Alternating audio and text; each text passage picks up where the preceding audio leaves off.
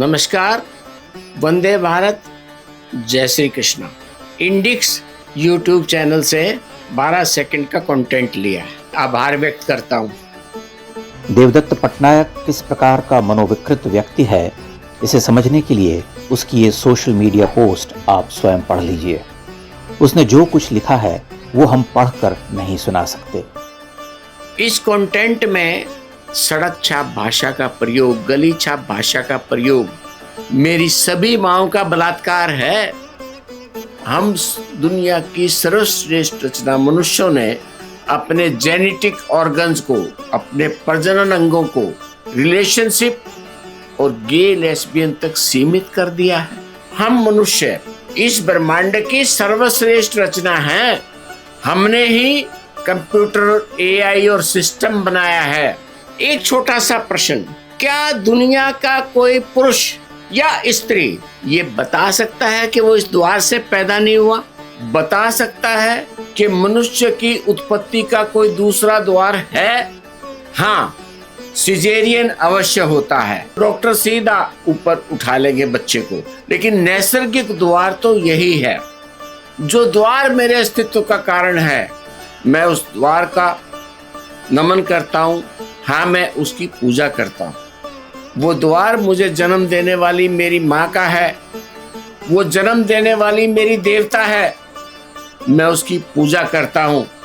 एक डॉक्टर के नाते मैंने अनेक माँओं को प्रजनन प्रक्रिया में देखा है। मैंने उस द्वार को भी देखा है जहाँ से बालक बाहर आता है, और फिर मैंने अपनी माँ की छाती से लग करके किस प्रकार से स्तनपान किया होगा, किस प्रकार से मेरी पहली सांसें चली होंगी। मैं इस बात का भी अनुमान लगा सकता हूँ, जब वह दो अणु, मेरे पिता का अणु और मेरी माँ का अणु, मेरा कितना आणविक स्वरूप होगा। 3 साल की आयु में मैं अपनी माँ को खो चुका हूँ, लेकिन उनके इस संदेश ने मेरी माँ को मेरी आंखों के सामने लाके खड़ा कर दिया। माँ के गर्भ के अंदर मेरे शरीर का अंग अंग विकसित होकर के मैं उस माँ के गर्भ द्वार से बाहर आया। हाँ, मैं अपनी उस माँ की पूजा करता हूँ, जिसके कारण मेरा अस्तित्व है, जिसके कारण आप जो मेरी बात सुन रहे हैं, मैं जो आपके सामने बात कर रहा हूँ, वो मेरी माँ है। मैं अपनी उस माँ की पूजा करता हूँ।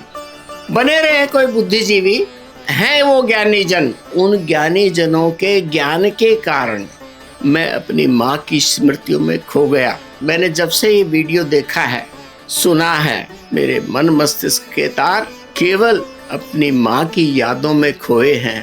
काश आज मेरी जननी मेरे सामने होती तो मैं उसके शब्दों में ये सुन पाता कि उसने कैसे गर्भ से बाहर आने के बाद मेरा लालन पालन किया होगा, कैसे मेरी माँ ने छाती का पहला दूध लगा करके मेरे मुंह में निप्पल थमाया होगा, कैसे मेरी माँ ने मेरे मल मूत्र की सफाई की होगी, कैसे मेरी माँ खुद गीले के अंदर सो करके और मुझे सूखे में सुलाया होगा।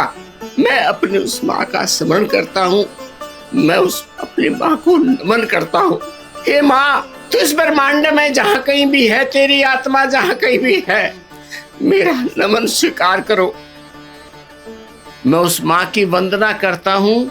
मैं उस माँ का स्मरण करता हूँ, जिनकी आती जाती सांसों से ऑक्सीजन लेकर के मेरा विकास हुआ।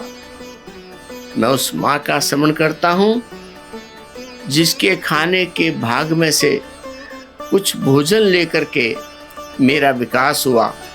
मैं उस माँ का स्मरण करता हूँ, जिस माँ के पहले दूध के आहार ने मेरे जीवन को ऐसी असीमित प्रतिरोधक क्षमता प्रदान की कि मैं बीमारियों से बचा रहा। वो मेरे जीवन का प्रथम आहार, मेरी माँ का गाढ़ा पीला दूध कितना शक्तिशाली रहा होगा, जिसके नींव पर मेरा शरीर चलायमान है। मैं अपनी उस माँ को नमन करता हूँ।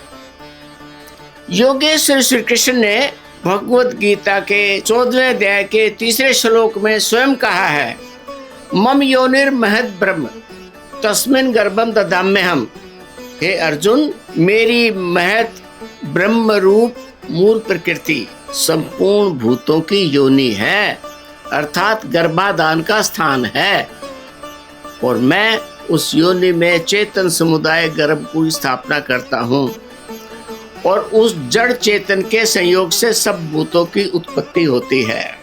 धूमें नावृते, जिस प्रकार धुएं से अग्नि और मैल से दर्पण ढका रहता है, जिस प्रकार से जेल से गर्भ ढका रहता है, जिस प्रकार से काम के द्वारा ये ज्ञान ढका रहता है, उसी प्रकार से विदेशी विचारों के प्रभाव में जीने वाले ऐसे ज्ञानी और विवेकी जनों का ज्ञान ढका हुआ है। पैसों के लिए, पुरुष मानसिकता के तुष्टीकरण के लिए दुनिया के पुरुष मेरी माँ को, दुनिया की आधी आबादी स्त्री जाति को, अपनी माँ को जिनसे उन्होंने जन्म लिया है, पुरुष कामुक मानसिकता के सामने परोस रहे हैं। स्त्री की छाती पर लगी दूधी का अर्थ है हॉट एंड सेक्सी, उसके पहनावे की बनावट और उसकी प्रेजेंटेशन का अर्थ है उसके एक एक अंग से कामुकता छलकती है कि नहीं छलकती है। विदेशी प्रभाव में हम भारतीय बुद्धिजीवों की बुद्धिजीविता दुनिया की आधी आबादी को हॉट एंड सेक्सी बनाने पर तुली हुई है। दुनिया के मनुष्य समाज को गे, लेस्बियन और नाना प्रकार के प्रपंचों में उलझाए रखती है। माँ के प्रति सड़क छाप भाषा का प्रयोग हम मूत्र नली रखने वाले पुरुष कर रहे हैं। जब अपनी माँ का स्मरण कर रहा हूँ तब मैं मन कर्म वचन से अपने राष्ट्र के उन श्रेष्ठ ऋषिजनों का धन्यवाद ज्ञापित करना चाहता हूँ जिन्होंने हम पुरुषों की इस गली छाप पुरुष मानसिकता से बचाने के लिए हमें ये संस्कार दिया। या देवी सर्वभूतेषु शक्ति रूपेण संस्थिता नमस्तस्यै नमस्तस्यै नमस्तस्यै नमो नमः। या देवी सर्वभूतेषु बुद्धि रूपेण संस्थिता नमस्तस्यै नमस्तस्यै नमस्तस्यै नमो नमः। वह देवी जो मेरे मस्तिष्क में बुद्धि रूप में स्थित है, मैं उसको नमस्कार करता हूँ, बारंबार नमस्कार करता हूँ, नमस्कार करता हूँ, नमस्कार करता हूँ। मैं उस माँ को नमन करता हूँ जो मुझे भाषा सिखाने वाली विद्या की देवी माँ सरस्वती है। मैं उस माँ को नमन करता हूँ जो मेरे घर में सुख समृद्धि की अधिष्ठाता माँ लक्ष्मी है। मैं उस माँ को नमन करता हूँ जो मेरे परिवार का आधारभूत स्तंभ है। मेरे श्रेष्ठ ऋषि मुनियों ने क्यों भारत माता कहा, क्यों वंदे मातरम कहा, क्यों नवरात्रों के अंदर हम दुर्गा पूजा करते हैं, क्यों महाशिवरात्रि का पर्व मनाते हैं, क्यों ब्रह्मांड के सर्जन और विसर्जन के सामने नतमस्तक होते हैं। आज जब मेरी स्मृति के तारों में मेरी माँ के नाम की झंकारों की वीणा बज रही है, तब उस वीणा के स्वर में मेरे ध्यान में आती है कि ये केवल इसलिए हुआ कि मेरे जैसे पुरुषों की मानसिकता विकृत न हो, इसलिए मेरे महापुरुषों ने प्रकृति के साथ मेरे जीवन को जोड़ा। इसलिए योगेश्वर श्री कृष्ण ने कहा कि मेरी मूल प्रकृति सब भूतों की योनि है, गर्भाधान का स्थान है, वो स्थान जहाँ मेरे इष्ट भगवान श्री कृष्ण रहते हैं। मैं उस स्थान की पूजा करता हूँ, मैं उस स्थान को नमन करता हूँ।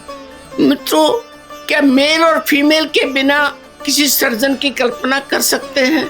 जिन्होंने भी इस ज्ञान का बखान किया है उन्हें सिर्फ इतना स्मरण करा रहा हूँ कि भले ही वो मेरे समान किसी माँ के गर्भ से बाहर आए हैं, किंतु अब किसी रोबोटिक ब्राथल को ले लें, क्योंकि संभवतः जीवंत माँओं का सम्मान उनके विचारों में जगह नहीं बना सकता, उनके मस्तिष्क के अंदर स्थान नहीं बना सकता।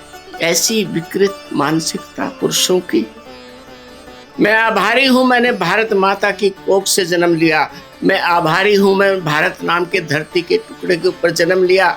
मैं आभारी हूँ अपने राष्ट्र का, मैं आभारी हूँ अपने ऋषियों का, मैं अपने आभारी हूँ योगेश्वर श्री कृष्ण का, जिन्होंने मुझे नैसर्गिक विज्ञान के साथ जोड़ा, जिन्होंने मुझे लॉ ऑफ नेचर बताया। मैं दुनिया के ऐसे भ्रमित विचारों का अंग नहीं बना। झूठी या सच्ची मैं ये कहना नहीं चाहता। मान्यताएं, आस्थाएं, रूढ़ियां और अंधविश्वास। मैं तो जीवंत विज्ञान का साक्षी हूँ। मैं उस विज्ञान का साक्षी हूँ जो सूर्योदय को प्रणाम करता हूँ। मैं उस विज्ञान का साक्षी हूँ जो कहता है जल, वायु, पृथ्वी, अग्नि और आकाश, इन 5 महाभूतों से संपूर्ण ब्रह्मांड की रचना हुई है।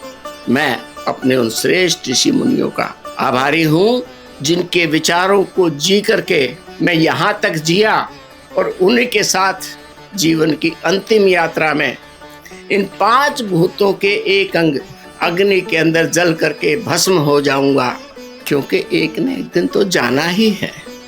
छोटा सा निवेदन करना चाहता हूँ, आज एक बार जिनकी माँ आंखों के सामने है, मैं तेरा पुत्र तुझे प्रणाम करता हूँ।